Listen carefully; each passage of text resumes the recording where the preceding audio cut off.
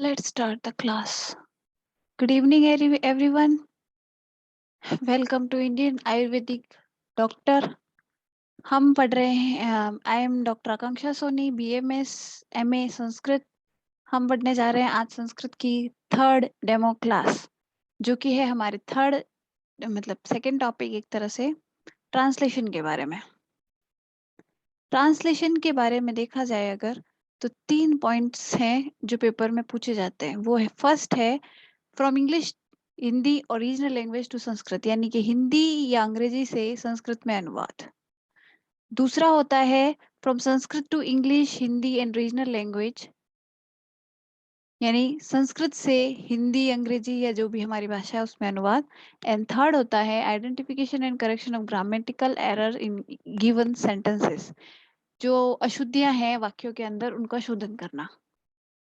तो इस क्लास का मेन मर्म ये है कि हम translation Hindi to Sanskrit, Sanskrit to Hindi, और इन दोनों में के बाद में भी व्याकरण की अशुद्धि शोधन या किसी भी प्रकार का शुद्धि शोधन, कुल मिला के अशुद्धि होगी तो व्याकरण की होगी, तो उनका शोधन.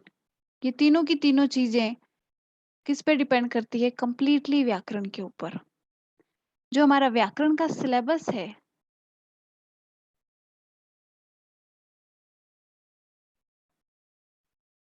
ये पूरा का पूरा इस पर, इस ट्रांसलेशन वाले पोर्शन को आधार बनाता है. क्योंकि अगर कहीं पर विभक्तियां हैं, कहीं संधि हो रखी है सेंटेंस में कहीं पर भी षडलिंग या शब्द रूप का इस्तेमाल है, तो उसमें भी कौन सा वचन है, कौन सी विभक्ति है, वो विभक्तियों के अर्थ के अंदर तो क्या होता है कि किस शब्द में या किस प्रकार के शब्द में कौन सी विभक्ति लगेगी.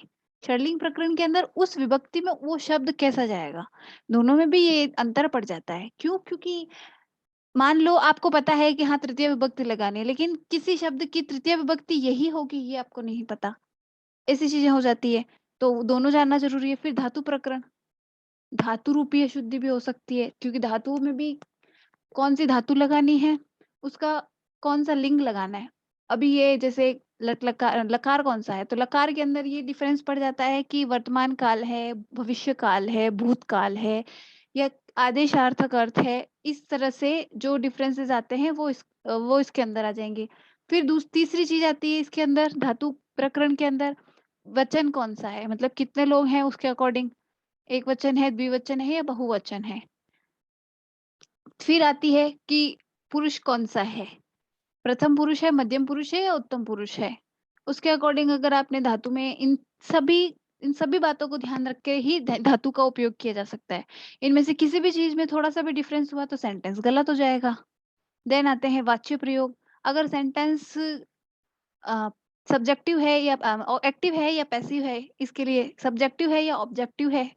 जैसे कि अभी राम ने रावण को मारा, ये हुआ सब्जेक्टिव, यानी कि कर्तरीवाच्य, जो जिसमें कर्ता कर्म कर रहा है, कार्य को कर रहा है. दूसरा, रावण राम के द्वारा मारा गया, इसमें कर्म कार्य कर रहा है, एक तरीके से ये कर्मवाच्य हो गया. तो इस तरीके से ये वाच्य प्रयोग. अभी सेंटेंस हुआ कर्मवाच्य और हमने उसका ट्रांसलेशन कर दिया कर्तावाच्य, तो भी गलत हो जाएगा. अर्थ दोनों का समान है. ठीक है. फिर आते हैं समास. अगर किसी शब्द में समास हो रखा है या हम समास कर सकते हैं वहां पर, या किसी चीज के अर्थ में ऐसे 4-5 शब्द लिखे हैं, जैसे कि जिसके सिर पे चंद्रमा है, उसकी बजाय हम चंद्रशेखर लिख देंगे तो गलत नहीं होगा. इस तरह से हम समास का प्रयोग भी करते हैं. फिर लास्ट आता है प्रत्यय. अब हर प्रत्यय का एक अर्थ होता है, तो उस अकॉर्डिंग, ठीक है, जैसे कि तुमुन प्रत्यय, ये के लिए अर्थ में होता है. टाप और डाप प्रत्यय, ये जहां लगते हैं वो स्त्रीलिंग में बदलने के लिए होते हैं. इस अकॉर्डिंग तो ये जो सारे के सारे चीजें हैं व्याकरण की, ये सारी की सारी इकट्ठी होके ट्रांसलेशन में भाग लेती हैं. दूसरी हमारे ट्रांसलेशन के अंदर खास ध्यान रखने वाली चीज क्या है कि ये जो सेंटेंस हमारे इस पेपर में आएंगे, ये कहाँ से सेलेक्ट होंगे? इन बुक्स में से. अब ये बुक्स कौन सी है? लघु सिद्धांत कौमुदी. इसके अंदर क्या सेंटेंस आएगा? सूत्र आएंगे, मोस्ट ऑफ सूत्र आएंगे. अब सूत्रों का अर्थ तो वो वैसे भी पूछ सकते हैं एज़ पर ग्रामर। चूँकि ये पेपर के 2 पार्ट हैं, पार्ट ए और पार्ट बी। तो अगर ट्रांसलेशन में से कुछ हो या इनमें से कुछ हो, आएगा तो वो पार्ट ए का पार्ट और वो व्याकरण से संबंधित ही होगा, क्योंकि ट्रांसलेशन भी एक तरीके से व्याकरण से ही संबंधित है। ठीक है? तो उसके आगे चलें तो ये लघु सिद्धांत कौमुदी के अगर कोई भी सूत्र अगर ट्रांसलेशन में भी पूछे जा सकते हैं और व्याकरण के हिसाब से भी पूछे जा सकते हैं। फिर आते हैं दूसरी बृहत्त्रयी। अब बृहत्त्रयी में हम क्या पढ़ते हैं? चरक, सुश्रुत और वाग्भट। वाग्भट में भी यूजुअली बृहत्त्रयी के अंदर अष्टांग हृदयम काउंट होती है। ठीक है? इनके डायरेक्ट श्लोक दे दिए। इसका एक एग्जाम्पल है बहुत शानदार। इनके डायरेक्ट श्लोक दे दिए मान लो। ये देखो, ये एक पेपर का है कटिंग। इसमें क्या बोला है? महर्षि चरक का कथन है, दिन में सूर्य की किरणों से तपा हुआ, रात्रि में चंद्रमा की शीतल किरणों से शीतल। ये एक श्लोक है चरक का। दिवा सूर्यांशु सप्त संतप्तम निशि चंद्राशु शीतलम। तो ये उठाया कहाँ से? चरक संहिता से उठाया है। इसी प्रकार से चरक, सुश्रुत या अष्टांग हृदय का कोई भी श्लोक या कोई भी पार्ट उठा के या उसकी हिंदी लिख देंगे, उसका ट्रांसलेशन करना। ठीक है? फिर आती है अनुवाद चंद्रिका, संस्कृत आयुर्वेद सुधा, रचनानुवाद कौमुदी और भाषा सोपान। ये 4 ऐसी बुक है जो आयुर्वेद के सिलेबस में यूजुअली चला करती हैं, उनसे रिलेटेड। तो उनमें यूजुअली आयुर्वेद से रिलेटेड ही सेंटेंस वगैरह होते हैं। ये बिल्कुल सिंपल सेंटेंस होते हैं, जैसे अनुवाद चंद्रिका हुई। इसके अंदर सिंपल सेंटेंसेस हैं, आयुर्वेद से संबंधित हो ना हो। फिलहाल आज की तारीख में हम इस डेमो क्लास के अंदर सिर्फ पुराने पेपर्स की कटिंग में से जो पहले प्रश्न आ रखे हैं उसमें किस प्रकार के प्रश्न आए जाते हैं वो देखेंगे, और उनके अकॉर्डिंग एग्जांपल्स देखते हुए देखेंगे कि भाई हमें कैसे पढ़ना है इन चीज़ों को, कैसे हम इनको सॉल्व कर सकते हैं और क्या पढ़ेंगे तब हम ये सॉल्व कर पाएंगे। हमें यही समझना है। ठीक है?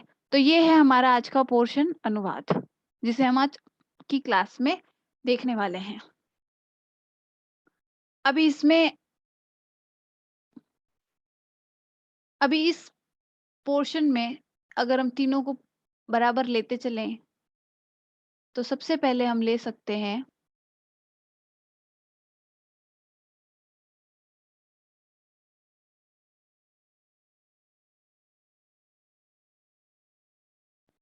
सबसे पहले हम ले सकते हैं हमारा हिंदी से संस्कृत। ठीक है? हिंदी से संस्कृत। तो हमें हिंदी का पैराग्राफ जैसे ये हुआ, महर्षि चरक का कथन है, दिन में सूर्य की किरणों से तपा हुआ और रात्रि में ये तो एक, मान लो यहाँ से दिन में सूर्य, इस ये श्लोक स्टार्ट होता है और यहाँ श्लोक खत्म होता है। लेकिन जब भी अगर यहाँ श्लोक लिखें तो श्लोक का अर्थ तो यहाँ से यहाँ तक ही है। इसके लिए हमें एक शब्द और लिख लेना चाहिए। ये वाली बात हो जाती है। हिंदी से संस्कृत के लिए हाँ, कई बार जहाँ पेपर इस तरह से आता है, क्योंकि कुछ इंग्लिश मीडियम के बच्चे भी होते हैं जो इंग्लिश से ट्रांसलेशन करना चाहते हैं। दोनों एक ही है? नहीं, दोनों अलग-अलग है। Family is very important in life, ये इंग्लिश पैराग्राफ है। अब देखो, और ये हिंदी है, यानी हिंदी के अंदर भी आपको अथवा के अंदर इंग्लिश का पैराग्राफ भी मिल सकता है। तो सैद्धांतिक ज्ञान के अनुसार मनुष्य को व्यवहारिक ज्ञान आवश्यक होना चाहिए। अभी इसका ट्रांसलेशन कैसे करेंगे? अभी यहाँ में ध्यान रखने की बातें क्या होती है कि हमें ट्रांसलेशन के अंदर कितनी चीज़ें ध्यान रखनी होती है। फर्स्ट, कर्ता कौन है? यहाँ इस सेंटेंस में कोई कर्ता सिर्फ एक है, ये मनुष्य, है ना? या ये, क्योंकि ये कर्मवाच्य है, सबसे बड़ी बात, ये कर्तृवाच्य नहीं है। तो कर्ता, फिर यहाँ कर्ता, कर्म इत्यादि ये देखते हुए इनमें क्या विभक्तियां लगेगी। ठीक है? अब होना चाहिए, है ना? ये काल क्या हुआ इसका? काल, ये ना तो ये हुआ भूतकाल, ना ये हुआ भविष्य काल। वर्तमान काल में भी इसे काउंट नहीं कर सकते, तो ये आएगा विधि लिंग लकार में, ये चाहिए अर्थ में है, इसलिए। तो इसमें लकार वो लगेगा। ठीक है? अब ये जैसे अव्यय जैसे शब्द आ जाते हैं इस तरह के, जिनमें कोई अंतर नहीं आता। ठीक है? उसके बाद में ये जो व्यावहारिक ज्ञान है, ऐसे शब्द आ जाते हैं जिनमें विभक्तियाँ लगती हैं, ठीक है? अब ये साथ, यहाँ पर भी अव्यय आ जाता है। तो इस तरह के शब्द आते हैं जिन्हें देखना होता है, तो हमें क्या पढ़ना पड़ता है? अव्यय क्या होते हैं? ये क्यों चेंज नहीं होते? देन कारक, विभक्तियाँ, शब्द रूप, धातु रूप और प्रत्यय भी, क्यों कई जगह प्रत्यय से भी काम हो जाता है। ये सारी चीज़ें पता होंगी तभी पता चल पाएगा ना कि कौन से शब्द के साथ हम क्या करेंगे तो हम उसको संस्कृत में ट्रांसलेट कर पाएँगे, है ना? फिर दूसरी चीज़ होता है हमारा संस्कृत से हिंदी। अभी संस्कृत से हिंदी है उसमें भी यही चीज़ है।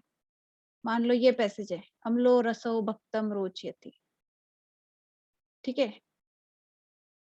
अब यहाँ एक और चीज़ है, ये इन दोनों का मूल शब्द क्या है? मूल शब्द है अम्लः,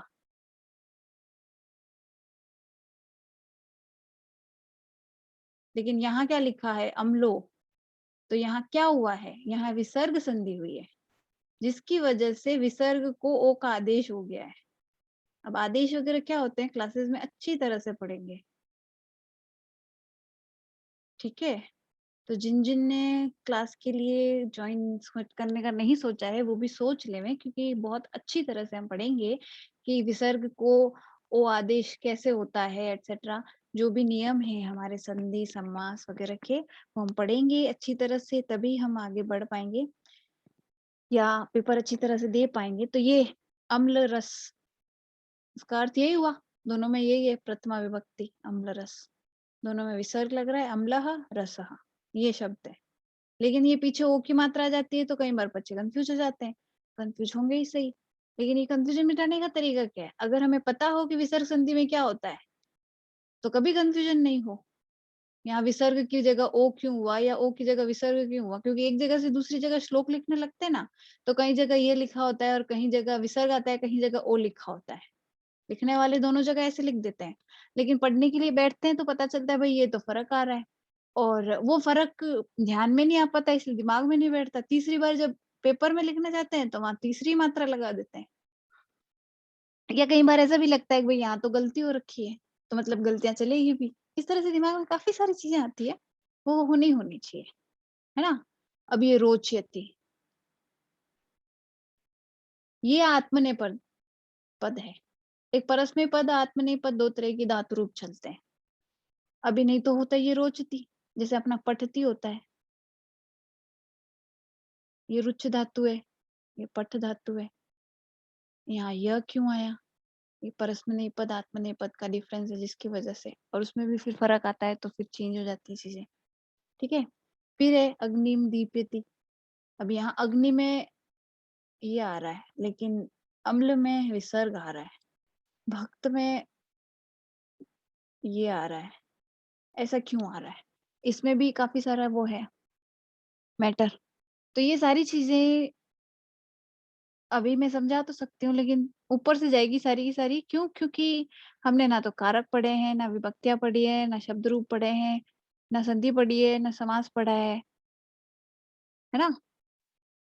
तो ये इस तरह के पैसेज, अब ये अथवा में त्रयस्तु खलु दोषा प्रकुपिता, अब ये दोनों के दोनों लिए गए तो टेक्स्ट बुक से ही है, प्रत्यय के हैं दोनों के दोनों पैसेज, जिनको हम पढ़ते रहते हैं पूरे साल, वही चीजें हैं आयुर्वेद से जुड़ी हुई।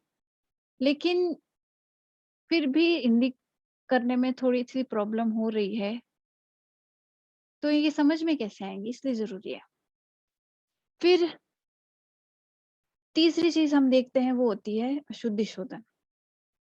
ये दोनों अगर किसी को नहीं भी आता और ये आ गया है ना, तो इसका मतलब है ये दोनों तो अपने आप ही आ गए।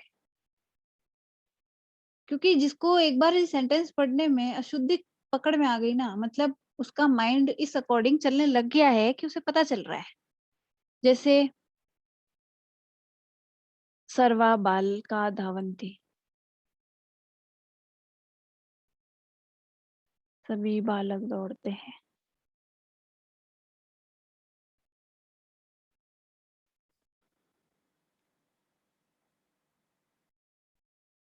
ये जैसे त्रीणी माला आन है, यहाँ पता है क्या मिस्टेक है? माला क्या है यहाँ लिखा हुआ है साफ-साफ, माला का शब्द रूप चला हुआ है स्त्रीलिंग के अंदर।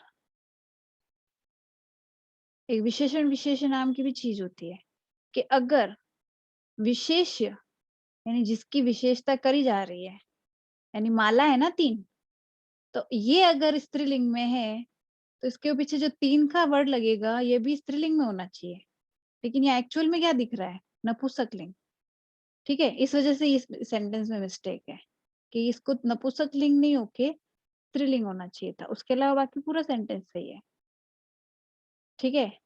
अभी इसके अंदर है श्वसुरेण,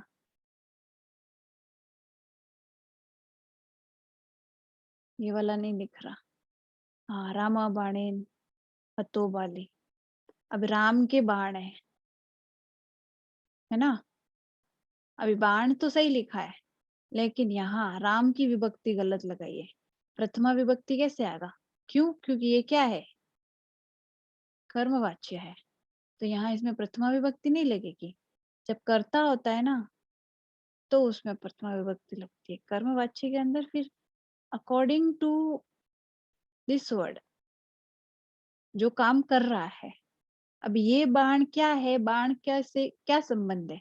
संबंध है। इस वजह से यहाँ संबंध कारक लग के यहाँ रामस्य आता, तो ये सेंटेंस सही होता। रामस्य बाणेन हतो बाली, राम के बाण से बाली हत हुआ। ठीक है? अभी जैसे ये निकषा, इस तरह के भी वर्ड आते हैं। इनके वर्ड कुछ इस तरह के, ये ऐसा वर्ड है जो अपनी मौजूदगी में एक विभक्ति को लाता है। ठीक है? क्योंकि इससे संबंधित सूत्र है। ये कुछ वर्ड ऐसे भी काम करते हैं। इस तरह से चीजें होती है। जब सारे सूत्र पढ़ते हैं ना विभक्ति लगाने के और इसके, तो ये सारी चीजें क्लियर हो जाती है अपने आप। कि जैसे कोई स्पेशल वर्ड आ रहा है, जैसे ये निक्शा है ना? या कौन से उसमें चलेगी, कौन सा लकार लगेगा, कौन सा लिंग लगेगा। शब्द रूप के अंदर लिंग का फर्क पड़ता है। ठीक है? लकार का पड़ता है धातु रूप में। ठीक है? लकार के साथ साथ धातु रूप में क्या, एक वचन, द्विवचन, बहुवचन जो होता है वचन, वचन का तो सब में ही पड़ेगा। ठीक है? फिर फिर उसके अलावा शब्द रूप में विभक्ति का प्रभाव पड़ता है। धातु रूप में पड़ता है, धातु रूप में पड़ता है हमारे पुरुष का प्रभाव। प्रथम पुरुष, मध्यम पुरुष, उत्तम पुरुष। फिर आ जाते हैं तरह तरह के अव्यय, ये भी अपने होने से विभक्ति में परिवर्तन कर देते हैं। फिर एक चीज आती है वाच्य, यानी कर्तृवाच्य है या कर्मणी वाच्य है, उसके अकॉर्डिंग भी चीजें बदल जाएंगी। तो इस तरह से काफी सारे फैक्टर्स हैं जो इन सब चीजों को बदलते हैं। हम जैसे व्याकरण पढ़ना शुरू करेंगे, तो जिस जैसे व्याकरण पढ़ते जाएंगे ना, वैसे वैसे उन चीजों को देखते जाएंगे कि भाई हमें इससे रिलेटेड क्या क्या चीज सेंटेंसेस के अंदर सुधार सकते हैं। तो साथ के साथ ये चीज देखते चलेंगे, फिर लास्ट में सेंटेंस प्रैक्टिस करेंगे तो हमारे अनुवाद क्लियर हो जाएगा अच्छी तरह से। ठीक है? अभी कुछ एक और एग्जाम्पल देखते हैं इसके। ये ये फिर से वही चीज, त्रय फलानी आना है। फलानी क्या है? नपुंसकलिंग। त्रय क्या है? पुल्लिंग। यहाँ वापस त्रीणी आवे, जैसे ऊपर था तो काम बने। ठीक है? तीसरा दोषा भवंती, अब ये तो है बहुवचन, और ये अब देखो, अहम गुरुम नमति, अब स्वयं है तो कौन सा हुआ? उत्तम पुरुष। ठीक है? और यहाँ क्या यूज किया है? प्रथम पुरुष। यहाँ उत्तम पुरुष लगा हुए, नमामि अहम गुरुम नमामि, तो प्रश्न तो सेंटेंस सही हो जावे। इस तरह की छोटी से छोटी चीजें हैं, जो रूल्स हैं, वो अगर हम समझेंगे, पढ़ेंगे, तो ये चीज़ें क्लियर हो जाएगी, तो हमें अनुवाद को इस तरह से पढ़ना है। तो ये था आज की क्लास का सार। इसमें ज़्यादा कुछ था नहीं, क्योंकि डायरेक्ट हम इसे पढ़ नहीं सकते। इसके लिए हमें व्याकरण का ज्ञान आवश्यक है, क्योंकि हमें जो एरर देखनी है वो है ग्रामेटिकल एरर्स। जो हमें ट्रांसलेशन करना है वो भी हम बिना ग्रामर के नहीं कर सकते। जिसे ग्रामर बिल्कुल नहीं आती वो ये काम नहीं कर सकता, मिस्टेक ज़रूर होगी। तो इसलिए मेरी तरफ से तो यही है कि ज़्यादा से ज़्यादा लोग क्लास के लिए अप्लाई करें, ताकि हम मिलके इस सिलेबस की संस्कृत को आराम से पढ़ सकें।